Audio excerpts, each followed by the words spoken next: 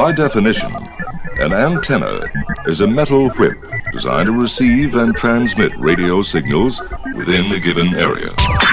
It's BS in the Morning on KSLQ and Westplex 1071. Westplex 1071. Good morning. Good morning. It's Monday, the 20th, and it's time to rise and shine and have a little BS in the morning on this BS.Show. Sally, where are you today? That was so cute, Brad. Sally, where are you today? Yes, Freddy's knows us. Oh, they know him more than they know me, but that's funny. How are you today, Brad? Quit playing behind your microphone and talk to everyone. They're all here to see you. Okay, well, that was good. Do you know how much the silence on the radio is kind of upsetting, really? And he doesn't, he's busy doing something, I'm sure. Not related to the radio. Yes, no, he's probably doing something with the radio. I know he's playing with his buttons, so there's that.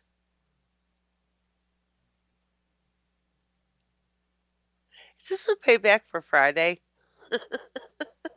Yes, everyone, I am so sorry. I actually slept through Friday's morning broadcast, and I am so sorry. My weekend hasn't been the same because there's just something about this BS.Show that really makes me feel good. Sally, Good where about are what you I'm today? doing, good about the things that we see, we talk about, and I missed all that. Sally, And where it are kind of you made today? my weekend wonky, but I got to have my glam baby Harper Faye yesterday.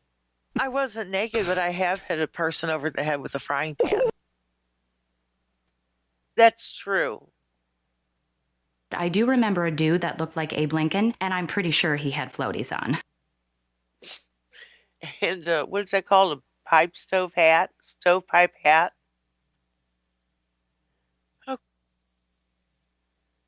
Oh, see? My computer's telling me I've got virus and threat protection.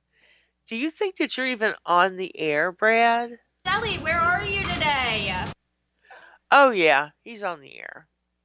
He's playing with his buttons like a good 12-year-old. Did you get me off? Wow. Please don't play that again. I may be a white boy, but I'm not stupid. And that is one of the things I cannot believe came out of our president's mouth. New, layer to my brain. I don't even know what that said. Flipper. They just want to get in the roundabout and get off. At 6:18 in the morning. You just can't.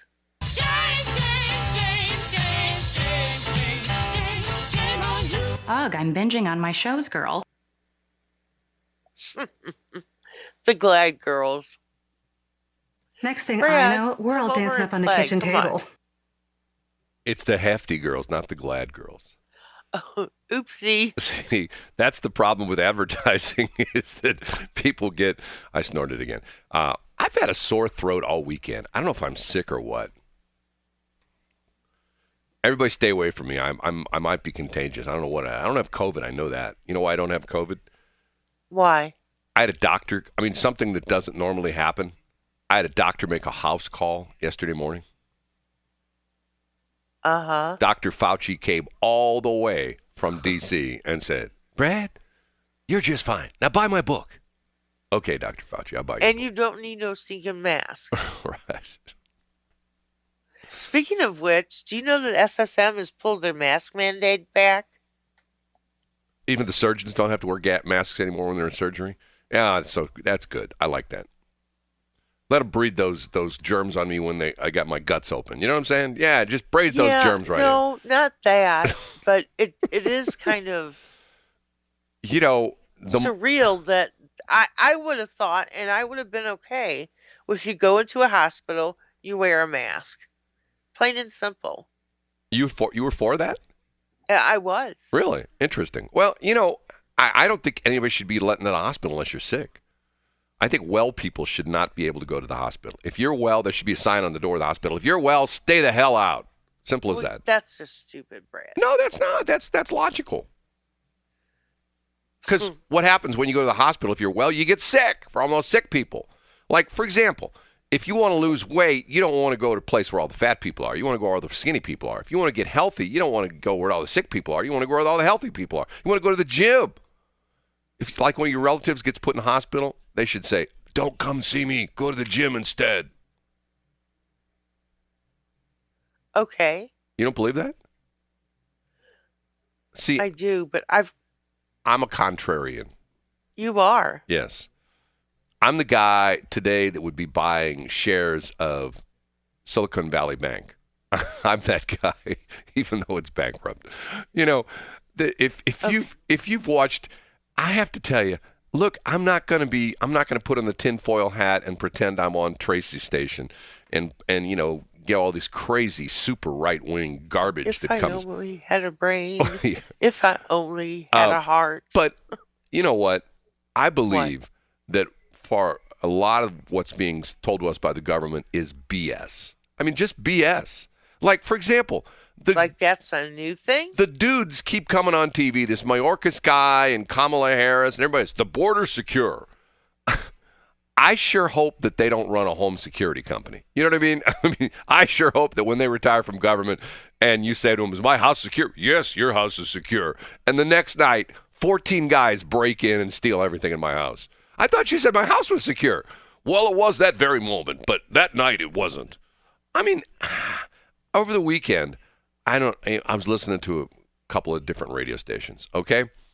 And a guy had a montage of all these government people saying, the border's secure. Mayorkas, the president, vice president, all these Democratic senators and representatives, the border's secure.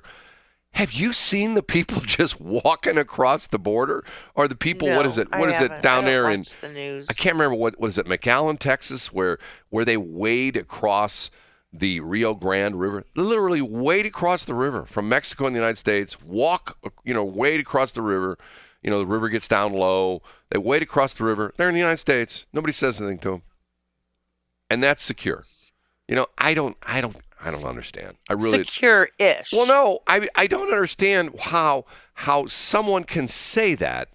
And the problem with that is if you look on any website, like you can see the pictures of the people coming across. Once again, I'm not anti-immigrant because remember, my grandfather was an illegal immigrant. So I don't have a lot to talk about. But the reason he was an illegal immigrant is because he snuck out of Ellis Island. I don't know if I ever told you this before. He snuck out of Ellis Island before he got all his paperwork because he was 15. He was a kid. And 15 or 16, one or the other. A juvenile could not. Did he come over here by himself? Oh, yeah. Yeah. Out of Russia. Believe it or not. This is my biological grandfather, my father's father, who left my father when he was 2 years old, and my father never, ever saw him again until my father was 34. I told this story before. My dad was at work at an engineering firm downtown. Receptionist comes running back. Lee, some guy with a heavy German accent just showed up at the front desk and wanted if you worked here. And I said, "You do." And he said, "Tell him his father's in City Hospital 2, or whichever the one was in South City. It's closed for a long time, and wants to see him." So my dad goes, "That's weird." So my dad leaves work, goes down to City Hospital, checks in at the front desk, asks for Zygmunt Hildebrand, who was my grandfather's name. They said he's in room 3603. Goes up and sees his father. 2 hours later, he dies. How bizarre! That man was going to see his boy. How bizarre is that? I mean, it happens all the time. That man was going to see his child. But the crazy part of it is, as my dad, I've told this story before, as my dad researched, my dad became obsessed with genealogy. I mean, to the point at one point in time, Caleb would get a kick out of this. My dad went to Salt Lake City to go through the Mormon database. You know, the Mormons have this incredible database of genealogy. Did you know that?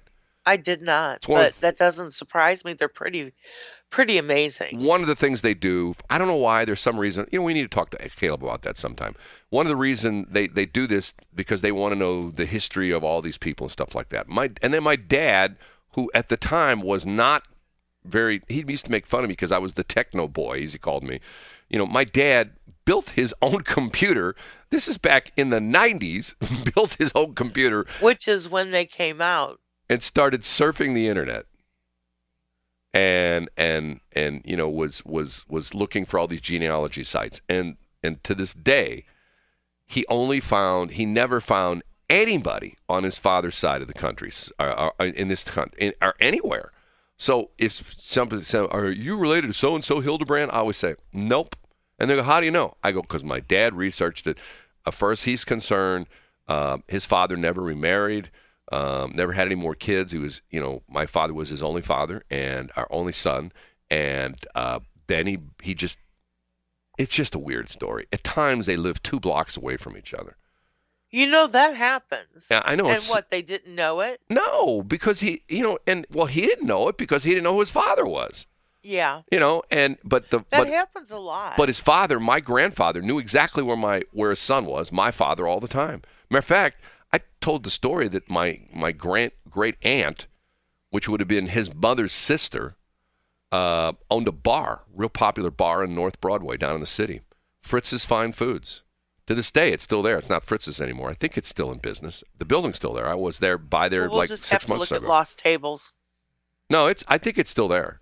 Anyway, he found out later that his father used to come into his aunt's bar, and I guess that would have been his sister. Mutzi? Yes, to Mutzi's bar. That would have been his sister-in-law.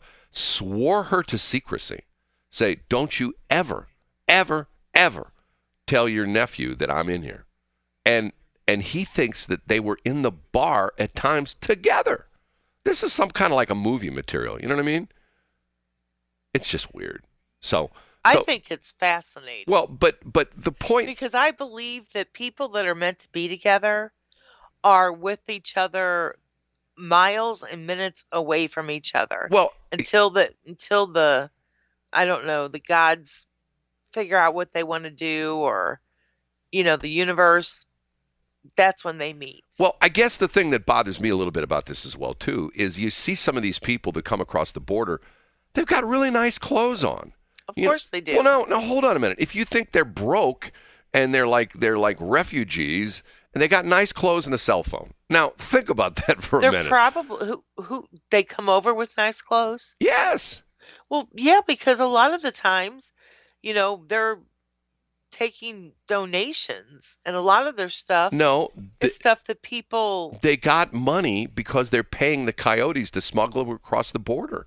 See, these aren't poor people. Fair enough. These aren't poor people. These are people. I mean, think about it. They talk about that there's some city in Mexico. It's on the Gulf Coast of Mexico.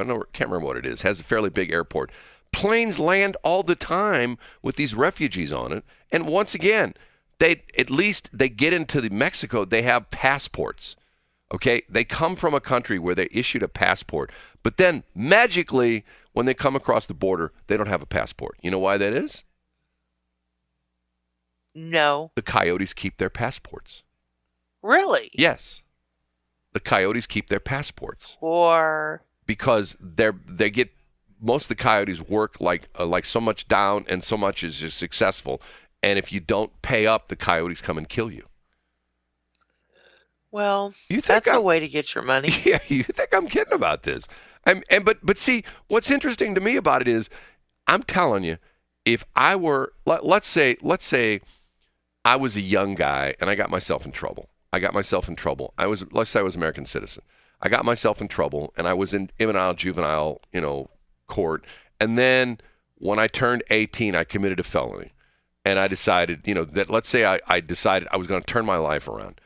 I would fly out of the country, fly back into Mexico, come across the border, and just have a new identity. I'd just be, Joe Smith. I mean, think about that. You could do that because at that age, they don't probably have a retinal scan on you. Well, maybe they might have fingerprints if you were a felon. Maybe that wouldn't work. But maybe, maybe if you just had a bad childhood and you wanted to forget about it and you wanted to start over with a new name, you never had fingerprinted. You come across the border. And like, for example, when I drive by the lady near the intersection I drive by all the time, I told you I gave her money. I don't give her money anymore because she's the one that says she doesn't speak English. But one day I said something to her and she says, no English, like that. And I said to her, there's $100 bill taped to my license plate in the back. And she started walking toward the back of my car. Okay, so in other words, she understands English very well. So they all do. When she starts talking to me, I talk to her in German. Wie geht es dir? And she looks at me quizzically. I go, ich bin eine Gummischuhe, which means I'm a rubber boot in German. And then she looks at me and I go, ich bin Krokendump Kopf, which means I'm sick in the head, Oh my gosh.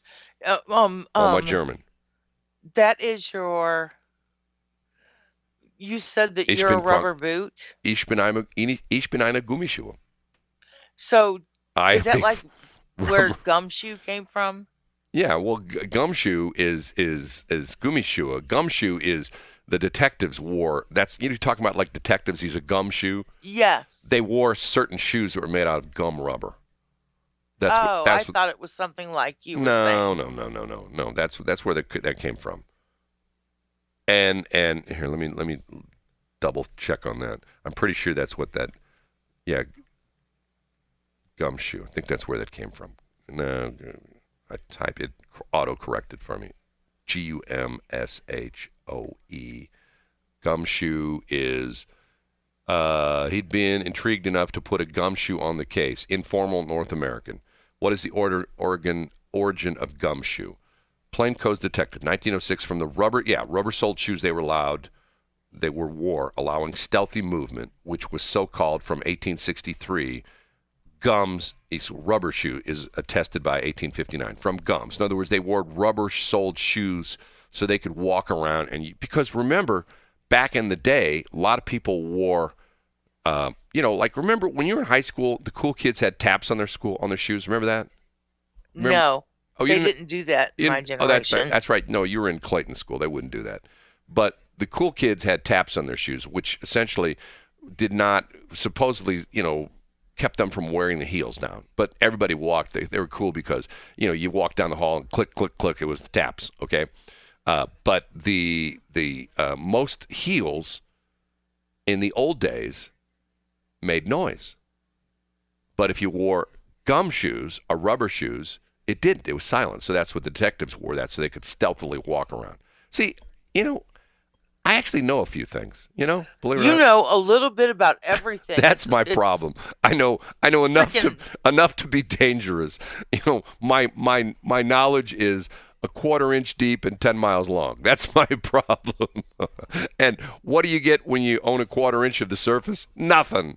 Because you don't get the oil rights. You don't get the mineral rights. You don't do any of that. So you're broke. Okay, we have to take a break. Hold on a minute now. Hold it. Somebody just called up. Let me put this person on the air. Hello, you're on the air. She's right here.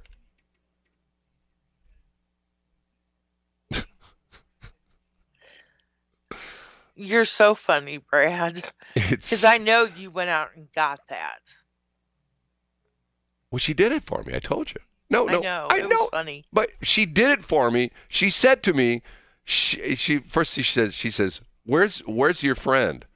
And I go, every time she asks me that, that's the manager of the one Freddy's I go to because I'm on the McFreddy diet, little McFreddy diet, and Shelly. And I always give her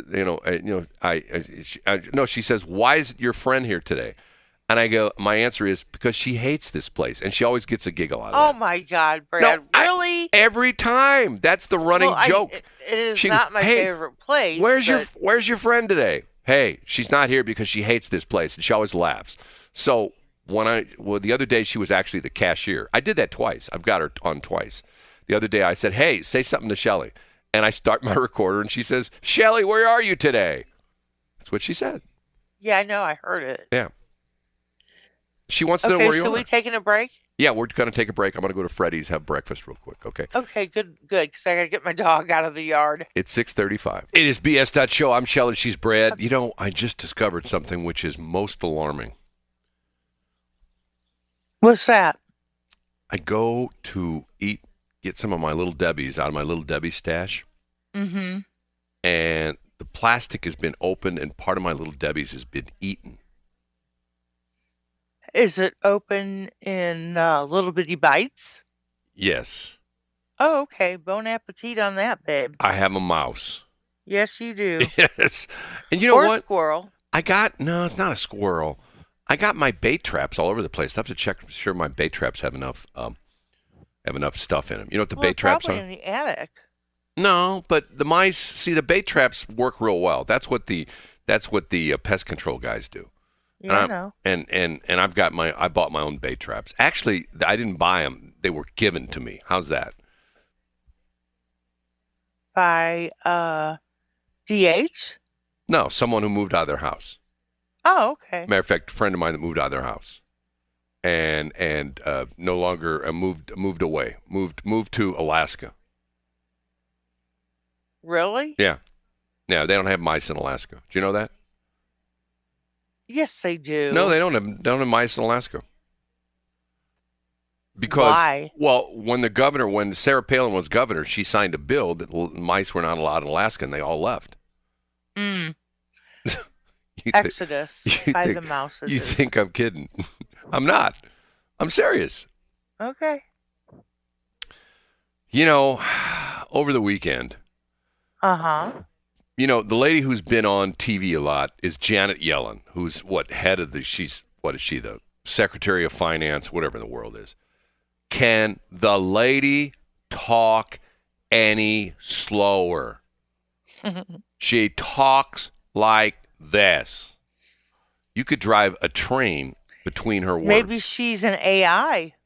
Yeah, maybe she's a robot. Excuse, I didn't say robot. See, that's one of the things that people. It's the one words I all screw up. I screw up robot. I say robot instead of robot, and I say what's the other one? I said Silicon Valley. Although I was right about that. Remember, we had I told you the story of San Jose on the north and San Marcos on the south, and the area in between was San Jose was founded by plastic surgeons, and then some of them moved onto the south. And there are two peaks, and in between, they called it used to be Sand Cleavage, but they just changed it to Silicon Valley. Is that true? Yeah. It is not. It is true. Okay. San Jose was on the north, San Marcos was on the south, and they were both very high, and in the middle was this valley, and the plastic surgeons, decided that the city in between was down in the valley was called Cleavage. And some people called it Sand Cleavage, so they just changed it from Sand Cleavage to Silicon Valley. Not Silicon Valley, Silicon Valley. Good. You know that I've never heard of this before, but do you know the plastic surgeons actually, if they don't feel comfortable with the health or the well-being of the client, they will refuse to work on them. Shelly, you're obsessed with this, aren't you? Yes, I am. You're obsessed with this. You've only told me that about 10 times in the last week and a half. That's what I do. I know. You keep... Mister, I work for a police department. Well, hold on a minute now. The reason I bring that up is because it's life experience. I started there when I was 18. This is a life experience. Well, but the interesting thing about this, if you understanding that you're 59, if you asked 100 people, and you said, "Hey, if you had something wrong with you and you went to a doctor, more importantly, a plastic surgeon, do you think that doctor's going to operate on you?" And 99 of those people would say, no and hell no. And one of those people, whose name is Shelly, would say, why not? Right?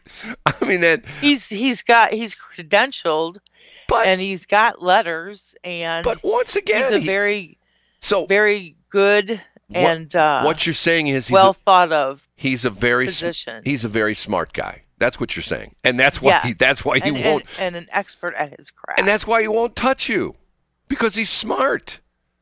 And Excuse me? I told you this story about me ending up at Mayo Clinic in Rochester to have my operation on my throat because my doctor looked me in the eye and said, I can't help you. My malpractice insurance is too high. He didn't want anything to do with me because he didn't feel confident in operating on me, okay? And once again, it's the doctor's prerogative. My prerogative. I mean, I will tell you the story. It's a very sad story to be. My dad in the hospital, Thanksgiving Day, 2002. He's having his leg amputated. The doctor comes in and talks to my brother and I before he does the operation. He looks us both square in the eye and says, I hate doing these operations. One of two things is going to happen. He says one is your father's heart's going to stop on the operating table because of the fact that he had a pacemaker already, and this is traumatic surgery. You know, his heart's going to stop on the operating table, or he's changes your life. He's just going to reject this operation. He's going to die on the operating table. So essentially, he says, I just wanted you two to know. So in other words, he's telling us our father's going to die. He's going to die right down there. That's going to be it. They said that about my mom when we took her into the hospital the first time. Right. He said she probably will not come out of this building. But she lasted for 2 more years, thanks to Dr. W. Well, long story made short, my dad has the operation, and the nurse comes in and says, your father's in recovery. You can go see him. And I go in and see him. He's flirting with the nurses. I mean, here's a guy who's supposed to die Mr. Hildebrand. Here's a guy who's supposed to die on the operating table. Now, why will I say he did that? Because he was a tough World War II vet. Yep. You know, those guys were as tough. I can't find that one. I had the one. What I had? I need to get my list together. What's John saying? Tough as rawhide or something like that. Tough as nails or tough as walnut or something like that. John Kennedy. Senator John Kennedy says all the goofy stuff. Okay. But see, nowadays we have, for the most part, a country of wimps. We do. I mean, I told you. You've said that, and I've really processed that. It's so sad. It's so sad because, and once again, I keep talking to you. I tell you what, we'll pick this up next break. I keep talking to you about this, and you keep saying weird things back to me. But anyway, we'll take a break. Talk about what? About my idea. 800 dude, okay? 649. It's not what I wanted to do. I'm sorry, I screwed up. Okay, 14th time so far today. It's not even 7 o'clock. I screwed up. How's that? At least I'm honest, right? Mm-hmm. Hold on, I gotta fix this. Hold on, I gotta do this, gotta do this, stop that, do this, move this. Okay, now here we go. Okay, I was saying beforehand that we've gotten to be a bunch of lazy wimps, you know? I mean, I told you the story, how I had dinner with my son and daughter, my youngest son and my only daughter. And they both complained about the fact, I don't have enough money. Bernie Sanders, why don't it be a charge? That way everybody will just get money. You don't have to go to work anymore. And minimum wage would be $400 an hour, and you'd be able to afford anything you want. And I'm going like, what in the hell? What? I walked away. I said at the dinner that night, I go, I'm just going to go out in the parking lot and slash my wrist right now. You know. And Did you say that? I said that to my kids. I said, man, I have failed as a father. I failed as a father. You've turned into like wimpazoids. You know, I mean, people don't give you things, you work for it. But yet, but what's happened is people do give you stuff. We went through that with, COVID, and the people they're still like, how is it that before COVID, there were people working all sorts of places. After COVID, nobody wants to work anywhere because they got spoiled. They got spoiled sitting at home. And remember, once again, Here we're in Missouri. Supposedly the finances are so bad. But in the first month of marijuana sales, they sell $100 million in marijuana in the state of Missouri. Once again, the news story I found was that at that rate, we would be the first state in the country to sell over $1 billion of marijuana in a year. Okay, you figure $100 million in a month, 12 months to the year. If the usage stays the same, maybe it'll drop off. Maybe it'll get more. I don't know. But let's say if it stayed the same, you do $1.2 billion. What are people doing? They're staying at home getting stoned. They're not going out and getting another job or getting a job. They're just staying at home getting stoned. It's just go home and smoke some marijuana. We go smoke some dope and boy, have fun at home and eat some Doritos and Cheetos and then go to White Castle, then go to Taco Bell and go smoke some more marijuana. Life's good. You do that really well. Remember, I used to work at Steak and Jack's. I used to have the stoners come in at night. Hey, man, do you have tacos here? No, that's down the street. Oh. Jack in the Box has fried tacos. Yeah, we tell them that was our. Believe it or not, I'm gonna date myself. We tell them go to Snowcap. You don't even know what Snowcap is, do you? Where was it? Up in Hazelwood. It was on Lindbergh. A place called Snowcap. It was like. What's it by Village Square? Not up that way, not that far up, but oh, okay, got it. It was like a version of Sonic, where you came up to Sonic is like a refined version of A&W. Remember the old A&W places had a little speaker you drive up to? There was one over in NoCo on New Halls Ferry, Old Halls Ferry. Can't remember which one it was. It was back behind the Central City Shopping Center where Central Hardware was. Am I dating myself or what? Yes. No, because there's still one out there. There's still what? The A&W? Yeah. No, there's not. They're all gone. Brad, there is. It's over by no, they're all gone. Between Target and Kohl's on Jungerman. It's gone. It's not gone. Okay, we have to take a break. We'll talk about the top of the hour, okay? 6:59. Well, the Swifties are all happy because she's back on tour. Did you hear this thing? Her first concert was someplace out in Arizona, and the mayor agreed the name. She had two concerts, I think 2 days of concerts, and the mayor agreed to change the name of the city for 2 days to Swift City. Did you hear this? I didn't hear that. Oh, yeah. That's cute. I think it's Prescott, Arizona. I can't remember where it was. Let me look at this real quick. Swift City. Not against Taylor Swift, but I don't think I would go to any great lengths. Swift City. And here it is right here. City Glendale. Glendale is here. This is from the GlendaleArizona.com page. This is the official page. Glendale is so capitalized, enchanted to meet Taylor Swift as she kicks off the Eras tour at State Farm Stadium that the city has taken on Swift City as a symbolic. And let me read this whole press release. I'm just reading the featured part of it. This is on the here it is. I snort again. City and State, here's the article. Glendale changes name to welcome Taylor Swift. City and State Farm Stadium are bejeweled for the Eras Tour. Glendale is so enchanted to meet Taylor Swift as she kicks off the Eras Tour at State Farm Stadium that the city has taken on Swift City, a symbolic new name for March 17th and 18th. That was Friday and Saturday. There is no need to calm down. We're fearless, and we're doing something highly unusual to celebrate the fact that Taylor's concert starts right here. We know all too well that she's one of the most influential artists of her generation. We are writing our own love story for her and greeting every Swiftie in style. Glendale Mayor Jerry P. Wires issued a proclamation on March 13, 2023, revealing the city of Glendale's new name, which will be in effect for the State Farm Stadium concert days on March 17th and 18th, 2023. Westgate Entertainment District and freeways will be dressed like a daydream with special billboard welcome messages. And here for the Westgate celebration hotspots with Taylor Swift-themed menu offerings to stay after the concert. Read this Know Before You Go planning information for this mega event, ensuring a night to remember. Taylor Swift's The Era Tour broke all-time records for the most concert tickets sold by an artist in a single day, and Swift is the first act in the history to sell out 2 shows at the State Farm Stadium on a singles tour. Blah, blah, blah, blah, blah, blah, blah, blah, blah, blah. Okay, whatever. I'm sorry. I know I sound like a blowhard, but it's She's like still impressive.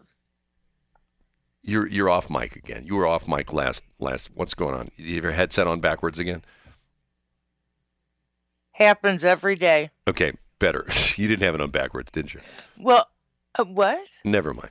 Okay. No, I had my microphone tilted up. State Farm. Can I say something to you, State Farm? I was a customer of yours for way too long. Lower my rates and I'll come back. Stop sponsoring stadiums. Save that money that you spend for the stupid stadium and lower my rates. Okay, I said it. How's that? You feel better? Like vindicated? What? Here, like, perfect example. Do you know what Salesforce.com is? It's like a CRM for like business people. Okay. It is. Last week or 2 weeks ago, they announced that they're laying off like 3,000 people. And the next, Salesforce laid off not as bad as Meta or Facebook, laid off 10,000 people, but Salesforce laid off 3,000 people. Okay. The next day, they announced a collab with Matthew McConaughey where he's going to be the spokesperson for Salesforce.com, and they're paying him $7 million. Now, how would you feel if you just got laid off on a Tuesday by a company, and then on Wednesday, the CEO of the company comes out, oh, we've just hired Matthew McConaughey, and we're going to pay him $7 million to be the face of our company. I guess he's going to say, hey. Right. What's he say? Is it right? Right. What's he say? What's his thing he says? All right. All right. You want more customers? Hey, Salesforce. All right. You want to have more money in your bank account? Salesforce. All right. Yeah. Is he still a Lincoln dude? I don't think he's doing the Lincoln stuff anymore. It so fit him. Oh, it did? Mm-hmm. Well, why? Why did it fit him? I don't know.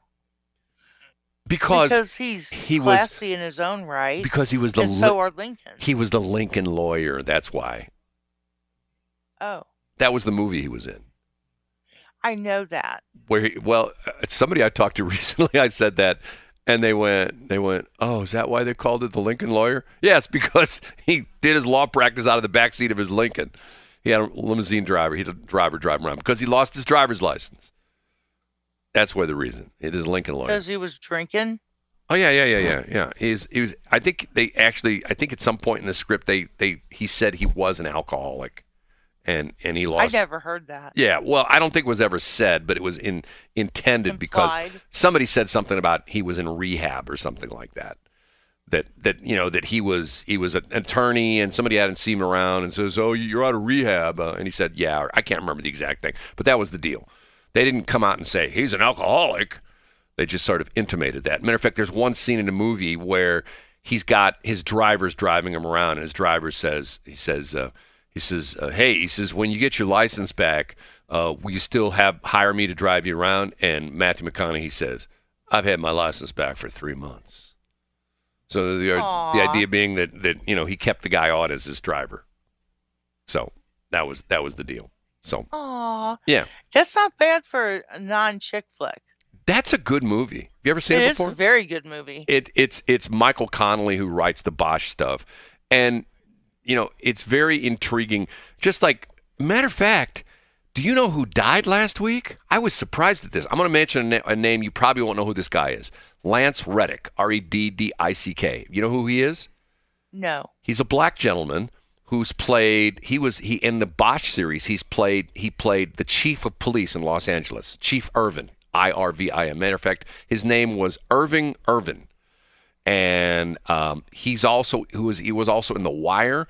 And if you go to the John Wick movies, he's the guy who is the guy who runs the desk at the Continental Hotel. I believe it's the Continental Hotel.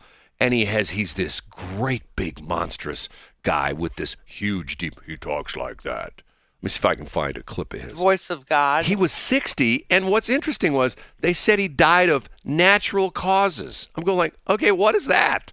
I mean, back in the day... It could have been a clogged artery. Yeah, but back in the day, people would say, oh, they died of natural causes. Well, what's a natural cause? A natural cause could be... Well, if you have a blockage in your widowmaker, Yeah, but that's not a natural cause. It is a natural cause. No, a natural cause is old age, where you just, one day, you kick the bucket, Here. Yes, I'm very well aware of that, Brad. And there were times there was one of the scenes in Bosch where he takes his shirt off. He is ripped. I mean, he's like a weightlifter body. He's like, Mr. Atlas kind of body. So that they do, you can't see what I'm doing, but they paint those abs on him or give him a upper chest cover up to make him look ripped. No, he really was. Here, They do that with a lot of people. Let me see if I can find a quote of his. Here, what is this? I'm trying to find where he's talking. He's playing. Where he's parking? No, I'm trying to get his voice because he's got this beautiful voice. Let me see if I can find it. This says. Hold on. Let me see if this is a movie clip. I think this is it. Let me see if I can play this. If this is going to play. Let's see if this is going to play. Get 20% off mattresses at Slumberland. First, we got to have an ad. Okay, of course we have to have an ad. That's how they make their money. Okay, here we go. Okay, he's going to talk. Okay. Well, maybe he's going to talk. Oh, well, sir, we have been experiencing an uptick in I screwed up. Shouldn't have done that. And aggression. So much for that. Never mind. Never mind. So you don't want to hear what he's spewing? Never mind. Okay. He had this big, deep, beautiful voice. And he did narration. Matter of fact, he did a bunch of, and well, here we go again.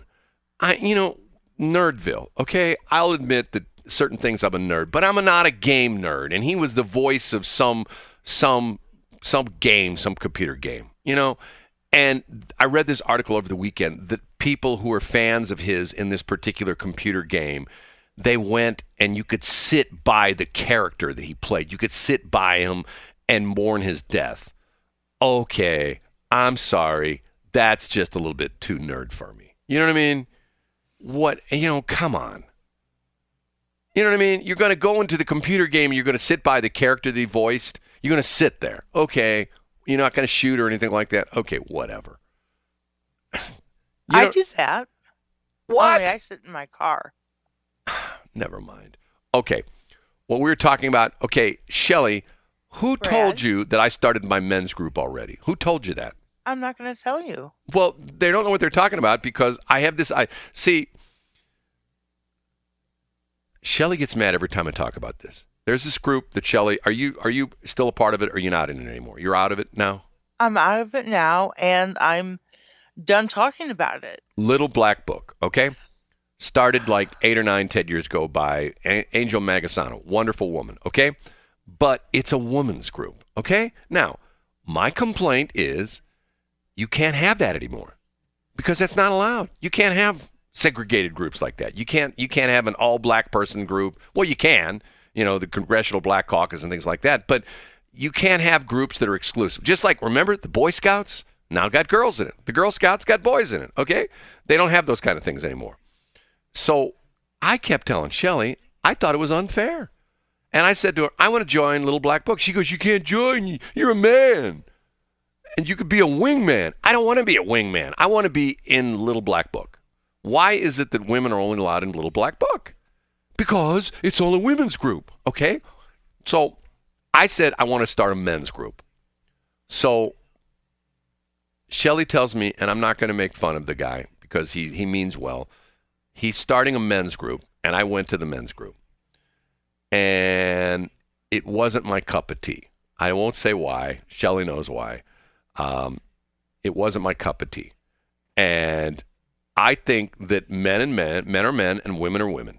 And just like the thing where they had the International Day of Women, one of the awardees, one of the people got an award was a transgender guy from a woman or whatever he was from Columbia, South Carolina, not Columbia, South Carolina, Columbia, the country. Okay, I'm going like, now let me ask you this: as a woman, how do you feel about that?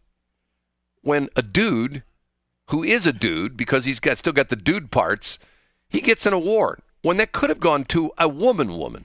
Don't you see a little problem with that? No, I don't, because I actually watched a children's video yesterday. Yeah. That was woke. Which meaning what? There was a little bit of everybody.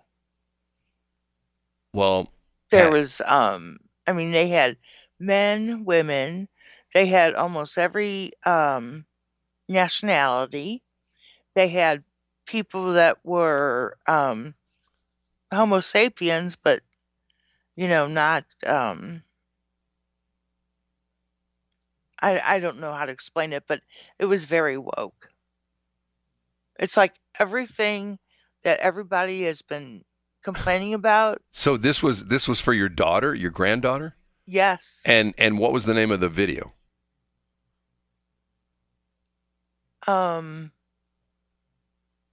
It was, I don't know, it was a children's video.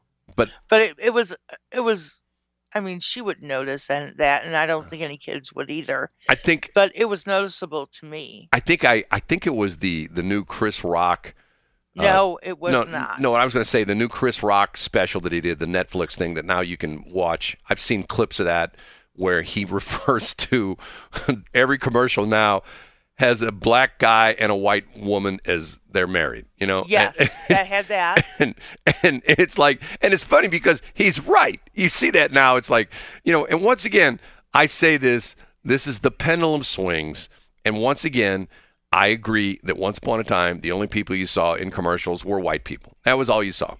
And now it's to the point where, like you say, you have these politically correct commercials where you got a guy, you got a gal, you got, a homeless person, you've got, a dude who's now a woman, you've got, Chinese people and Indian people, not and Indian and Indians as is the country, and Indians as in indigenous Indians, and it's like, okay, tell me where that is. Okay, in the St. Louis area. Tell me where I can go to a bar or restaurant where there's going to be like white people, black people, indigenous people, Indian people, men, women, transvestites. I mean, tell me where that is. You know the answer to that question? It doesn't exist. It's fairyland because nobody's like that. Did I ever tell you the story about how I almost got arrested in East St. Louis? When was that? A while back. This last time? No. It's a long story, but here we go. You're going to laugh when I say it. But when I was a police dispatcher, one of the officers, actually several of the officers, were black. And one of the guys I got to be real good friends with, Wayman Thornton. To this day, I still hope Wayman's alive because Wayman was a wonderful guy. And Wayman, I had a lighting company. And Wayman owned a bar in East St. Louis. He retired from the police department, opened up a bar, and it was called the Red Bull, okay? Seriously, the Red Bull. Not the kind of drink, but that was the name of the bar, the Red Bull. And he had a special event there that night because one of his buddies, who was a detective for the East St. Louis Police Department, there was this new TV show called Top Cop or something like that. I think it was called Top Cop. And what they did was they reenacted famous situations that happened with police where police were heroes. And this was a situation where... It used to be all the time. Right, it used to be all the time. Now they're villains. But this was a situation where an East St. Louis cop, I think he was a detective at the time, and I can't remember his name. No, I think he was a cop at the time, and then he became a detective. And they were on the lookout for some guy, a serial rapist.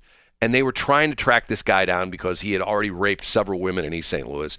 And they got a call that some woman was being drugged into a field, in East St. Louis. And he drove his squad car around and he found the guy.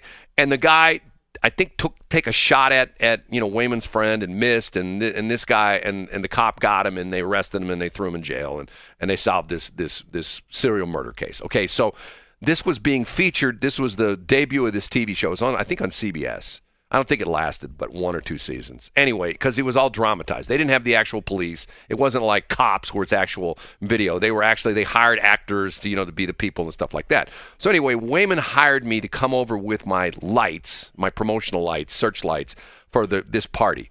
So I go in, and I'm the only white guy in the place, okay? And no big deal. And Wayman hadn't seen for a long time. Wayman shakes my hand, gives me a hug. Hey, Brad, so good to see you. Because Wayman and I got along real well. He was a great guy. So at the time, I had walking pneumonia, okay? And I wasn't in real good shape. And I told Wayman, I called him that morning. I go, Wayman, I am really sick. I said, I'm going to come over, but don't think I'm going to be a party pooper, but I'm not going to stay inside. I'll come in and I'll set the lights up. I'm just going to go just crash in my truck. And he says, okay, fine. And so I go in, I meet him. He tells me where to put. He gives me a hug. Hey, man, he met the guy who was getting the award. He shook hands with a bunch of his friends. I'm not contagious because I got walking pneumonia, so I can do anything I want, but I'm just like zonked. If you ever had walking pneumonia, it's no fun. So I get everything going, and I go and I sit down in my truck. I'm sitting in my truck, watching the lights work the whole bit. And finally, I get to the point where I'm like exhausted. So I lay down in the front seat of my truck. I had bench seats in his old truck. And I lay down in the front seat of my truck. And Wayman comes out and says, hey, man, you doing okay? I said, yeah, fine. He says, I brought you beer. So he puts a long neck on my dashboard, okay? So, and it was sort of cold, so I rolled the window up. So about half an hour later, there's a tap, tap, tap on my window. And I look, and there's an East St. Louis cop. And I roll down the window. And he says, sir, do you know that's illegal in Illinois? Because Illinois has this thing, it's called illegal transportation. Even if you're not moving, you can't have an open beverage, an alcoholic beverage in your car. Every place used to be like that. Well, Illinois is especially. Matter of fact, if you have empty beer cans in your car, let's say you're driving along and the police pull you over, and you have empty beer cans on the front, laying on the front seat of your car, on the floor, stuff like that. They can arrest you for that. They can write you a ticket and arrest you for that. So the officer says to me, "You are under arrest. Get out of the car." So I'm going like, oh my God, I'm going to be thrown in. Called in for backup, didn't he? In East St. Louis jail. So I get out of the car, and he proceeds to pat. You sure do have a pretty mouth. Right. He proceeds to pat me down, and thank God Wayman comes out, and he knows this guy. Hey, Jim, what are you doing? What are you doing? That's my buddy Brad. And Jim, the cop, says, Wayman, he's got a beer on his dashboard. And Wayman says, I put it there for him. He's doing me a favor. He brought his lights over for me. We got Detective so-and-so in here, and we're having a good time. And he doesn't feel well. He's got some kind of pneumonia, and he's passed out in his truck. And the cop says, okay. And he says to me, do me a favor, pour the beer out, and just throw the bottle somewhere. Because another officer might come by, and he might do the same thing. So that's how I got out of being arrested in East St. Louis. Thank goodness for, yeah. What was his name? Wayman Thornton. Wayman Thornton. I don't know. Let me see if I can. He was, and matter of fact, he had the coolest car. He had a Cadillac Eldorado that was. So did my stepdad. Oh my God, those were cool cars. He had a Cadillac Eldorado. It just oozed. My daddy's was chocolate brown with a Landau top. And it only had 2 doors. It wasn't a 4-door. Well, that's what the Eldorados were always 2 doors. Yeah. Hold it. Let me think. W-A-Y-M-A, Wayman, T-H-O-R-R-N-T-O-N, Wayman Thornton. Let me look him up here. Does he come up? Here's Wayman Thornton obituary, but that's a white dude in Texas. Trying to see Wayman Thornton. No, that's a guy in Texas. Bunch of obituaries for a guy in Texas. Good thing it's not my friend. I don't see him. Go to legacy.com. I don't want to go there and put his name in there. That bothers me. I hate that site. Oh, it says it's effective. Hold on a minute. Hold on. We found Wayman Thornton, Chesterfield, Missouri. Maybe moved. Here's checkpeople.com. Oh, that costs money. I know. William Thornton Spring. Yeah, there's William Thornton was. Here's a William Thornton. He was an MD. No, I can't find William Thornton. Anyway, I hope he's still alive. He had this. His had a Cadillac Eldorado, bright green, factory color at the time. They didn't make too many of them. White Landau top and white leather interior, and at the time I was like doing a lot of auto body stuff. I was in college and stuff. I was still working on cars and things like that. So one day he called me up. And I remember I was at work one day. He says, "Hey, so would you detail my car for me?" And I go, "Yeah." He says, "You can do it right here in the parking lot at the police station." So I showed up on my day off. It was like he was working a Saturday shift. He told me what shift he was going to work, and I wasn't working that day. So I brought all my detailing stuff, and I buffed out his car. I buffed out his entire car. And God, when I got done with it, it looked good. I mean, it was a good-looking car to begin with. That was me. I think he paid me $20. I was happy. Wayman Thornton, man. You know what? Now that you've mentioned him, you will meet or you will come across something that pertained to that man. Well, he saved my butt from being thrown in jail in East St. Louis. Yeah, you're going to be hearing from him or hear about him. And you know what? Probably within the next month. You know what? It's sort of weird in the respect that everybody gets this idea that I have no fear of going in areas. Matter of fact, I would drive around. If you said to me, "Hey, let's drive around North City right now. Let's go over to East St. Louis." I have no fear of that. I do it all the time. I would do that as well, but you'd have to take me to Crown Candy to start. I wouldn't go to Crown Candy if you paid me $1,000. Why? Because first off, I can tell you right now, it's going to be the same thing with me with movies. Everybody goes, "Oh my God, Crown Candy's so good." I'm going to go there. I'm going to be thoroughly disappointed. I don't care whatever they serve me. This is not that good, because of the fact that it's been hyped. You need to put your mangina in your pocket and go and support that small business. It's been hyped. Once again, you know my problem. They have the best BLT. But first off, I don't eat BLTs. I think they're horrible. I wouldn't eat a BLT. If you paid me $100, I might eat a BLT. But when I turned around, the B, the L, or the T that bothers you? I'd spit it out. No, it's the combination stuff. See, I don't eat mixed junk. I eat single things. You don't eat meat because you're a veterinarian? No. That's right. I don't eat meat because I'm a veterinarian. No. That was a commercial back in the 70s. I don't like stuff all mixed together. I want it mixed together in my stomach. I want to eat it singularly. Oh, you want it like little... We'll get you a little plate with those little bitty ramps that are that split the plate into 3 ways. And that way your food doesn't touch. I did not know that you are a not food toucher. I don't like my food to touch. And matter of fact, I don't like things mixed together. Like, for example, if somebody says, "Oh, I got a great beef stew. What's in it?" "Well, it's got this." Oh, I'm done.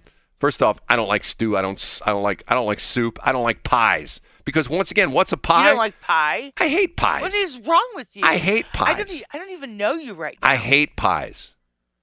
I have the last time I had a piece of pie, I think it was like 5 years old. I hate pie. I just don't like it. Dean Winchester loves pies. Who? Dean Winchester. Who's that? Who is Supernatural? Who is Dean Winchester? He's the star of Supernatural. I've never seen Supernatural. I don't know what that is. What is it? It's a show. You know, they're off the air. They went 15 seasons. See, here we go once again. I watched a couple episodes of Yellowstone. I thought, this show's not for me. I can't bring myself to watch it. To me, it's like, see, I know there's drama and all the women are in love. What's the guy's name who is the cowboy dude with the beard, wears black? What's his name? Remember the story? He wasn't the dude that I used to see. No, I'll look it up. I can't. And I don't like, and matter of fact, I watched part of the one was 1893 or whatever, and it was horrible. I mean, I couldn't get through the first episode. I'm going, okay, I'm done with this. This is terrible. It was violent. It was terrible. It was disgusting. It's like, no thanks, not watching. There was one with Star Wars dude in it, Harrison Ford. So basically, what you're saying is that you're a rom-com dude. No, I don't. And I told you. those really icky movies. No. That I've told Are you you interrupting me? No, I've told you my problem. My problem is if I get hyped on something, it's always disappointing. Just like you say, oh, you got to watch Dean Winchester. I'd watch him and go, okay, I don't know, explain it to me. I don't understand. Well, you wouldn't find them. They're Sam and Dean. They're brothers. Yeah. And they I wouldn't. I don't like brother movies.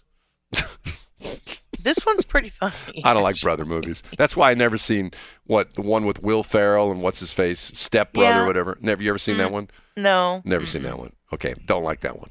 No. Once again, I just don't want. If I'm hyped on something, it's just always disappointing to me. It's never as good as what people say it is. Usually, the fantasy completely outweighs the reality. We have to get moving. We're long again. It's 7:35. That is not my fault. It is. I screwed up again. Man, 14th time today. Damn it. What's that? Hold on. What'd you say again? That would be 2. No, I'm more than that. Hold on a minute. Trying to get this stopped. Boy, it's Monday. You can tell. Okay. That stopped. Okay. It's the resurgence of the weekend. Follow up from last break. Cole Hauser. That's the guy who plays Torn on Yellowstone. Okay. Yeah, he's the cowboy dude. He's the one that all the women fall in love with. Okay. Oh my I God. feel better. But It's Torn. I love Torn. tomatoes, torn on the cob. That was Sweet Sam. Back in the Depression, he had a fruit stand, and he'd say maters, taters, torn on the cob. What? It's true. He couldn't say C's? Correct. And he was called Sweet Sam, and he fed Who are you talking the community. about? Who are you talking about? When in the Depression, Yeah? there was You mean a back- man called Sweet Sam. Back in 2022? Well, actually, it was more like 29 because Okay. that was when my mom was born, and she's the one that told me about it. And there's a little song that they made about it, Yeah. and yeah, he was very well thought of. And who are you talking about again? Sweet Sam. Sweet Sam. Yes, he had a vegetable cart in the Depression, Where and was he would go out. Was and he in he'd Ladue? say, Was he in Ladue? Maters, taters, torn on the cob. That's how he would yell, but he couldn't pronounce the C's. But that's not what made him special. What made him special is he was beloved by the community, and there was no bigotry back then, Shelley, like there is now. have you been drinking this morning? No. Why does everybody always ask me that? You're spouting all this weird stuff. I'm going like, what is she talking about? I'm talking about something that occurred in St. Louis to my mother. Okay. You Yeah. just reminded me. Torn. Cole Hauser. Was it torn? What? His parents got cool names. His mother is Cass Warner. That was her maiden name. She became Cass Hauser, and his father's name is Wings Hauser. Wings, Wings. Wings. Aw. What a cool name that is. What if he's a pilot? What if he's a pilot? See, now what's interesting is Cynthia Daniel. Who's Cynthia Daniel? Oh, he's married to Cynthia Daniel. He's 6'1". He's 47, born in Santa Barbara, California. His grandparents were Milton Sperling, Betty Warner, Geraldine Hauser, and Dwight Hauser. His parents are Wings Hauser and Cass Warner. And she started a film company, and you know what the name of her film company was? And I'm not making this up. Warner Brothers? Warner Sisters. I Seriously. should have known that. Seriously. I've never heard of Warner Sisters. I've heard of Warner Brothers. I'm finding all these weird pictures of him where he looks nothing like he does in the. Apparently, he must dye his hair because of the fact that he's got like black beard and black hair, but all these pictures, looks like he's almost like he's like a blonde. Here's a picture of him in Hauser at TCA in 2010. Man, he looks nothing like he looks like today.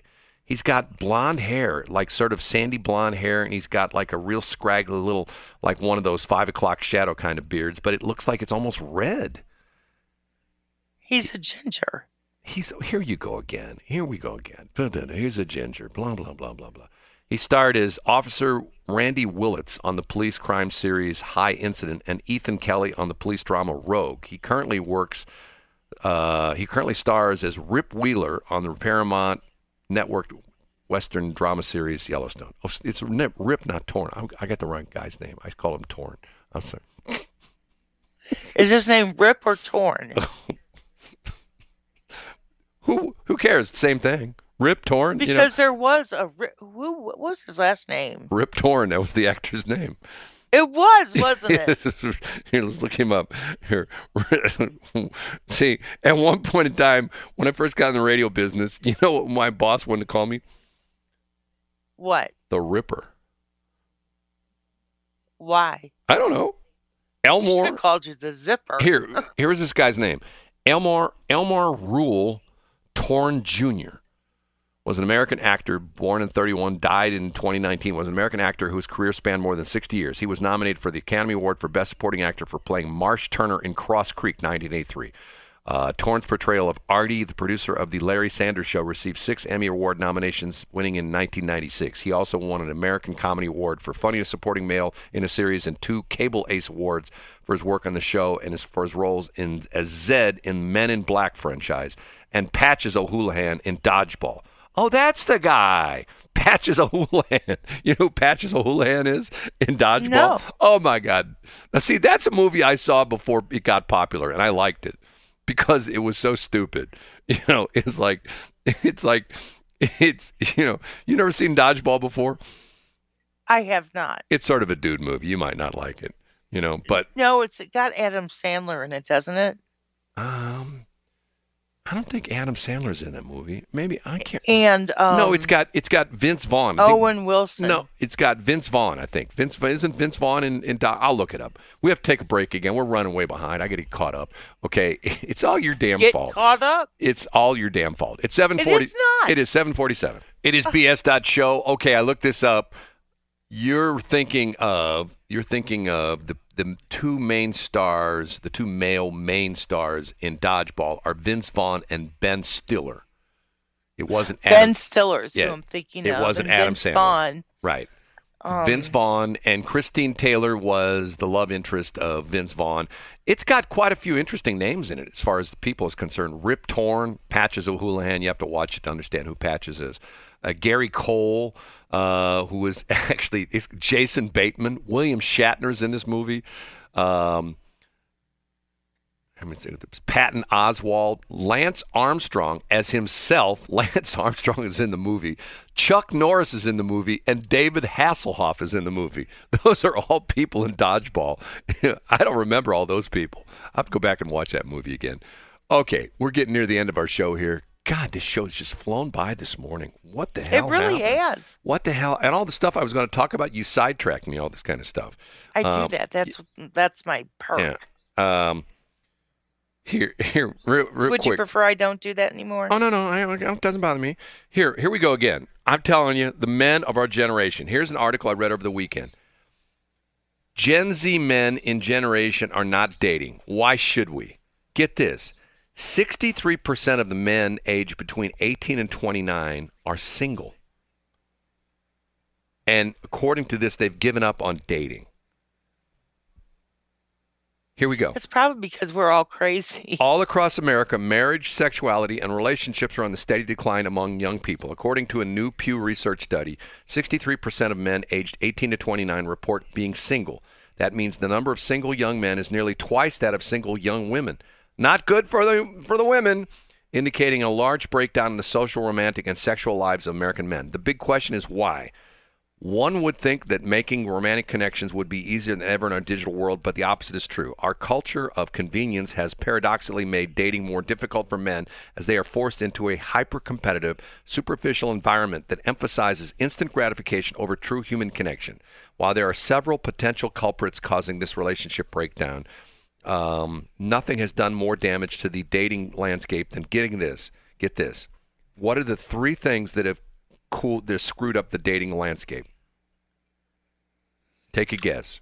Well, not knowing if they're a man or a woman, that's a biggie. That's not one of them.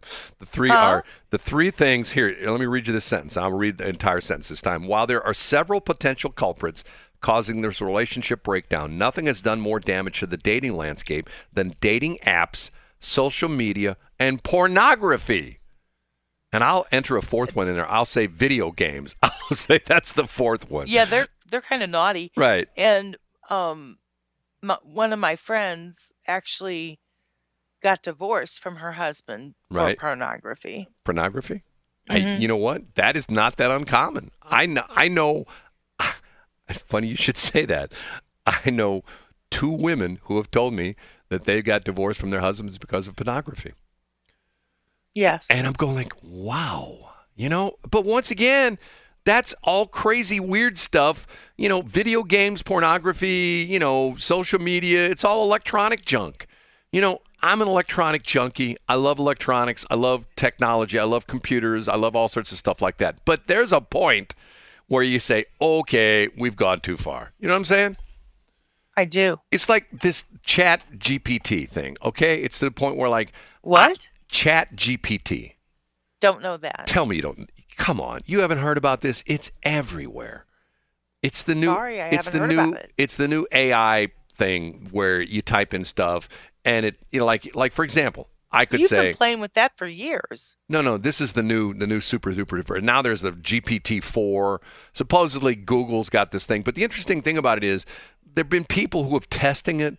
Like, for example, I saw this video the other day of... What's the gay lady's name on channel or ABC? Is it Robin Roberts? Robin Williams? No. It's a lady. She's like one of the hosts on Good Morning America. Yeah. I think her name is Robin Roberts. Okay, and one of the reporters. And this was pretty interesting. Let me look her up real quick. Hold on, somebody's texting me. Is that true? Corky? No, it's not Corky. Who says Corky? It's not Corky's Colorama. Robin, Robin, Roberts. Robin, I believe it's Robin Roberts. She's been on ABC. Robin Roberts. Is that who it is? You show her there? I don't know. I'm looking it up. Yes, that's who it is. Robin Roberts. Okay, American television broadcaster. She's the anchor for ABC's Good Morning America. Okay. They had a feature on this. I saw this the other day. They had a feature on this, and one of their reporters went out and talked to the guy who's head of OpenAI, which is the company that does this Chat GPT. And the reporter says, as they're finishing up the report, she says, I went ahead and did some research on you, Robin, and this is what ChatGPT says about you. And what's interesting, because it came on the screen, talked about all the stuff. She was born in such and such a year. She was married to so-and-so. She's currently the host on Good Morning America. And then it talked about that she played on a basketball team. She was like the coach, or the captain of her college basketball team. And she took her team to the Final Four. And Robin goes, that's wrong. We didn't make it to the playoffs. So the idea being is that a lot of the stuff that comes out of ChatGPT is not right. It's wrong. WRONG. And you know what's RIGHT? Getting off the air because it's 7:59. Talk to you tomorrow, Shelley. Have a great day, Brad. Have a great day, everybody. Peace and I fly. 7:59. Have you heard about Salt River Automotive? Not only are we open for business and ready to serve you, we are sponsors of the BS in the Morning Show on Westplex 107.1. Check us out on Facebook at Salt River Automotive LLC. See you soon.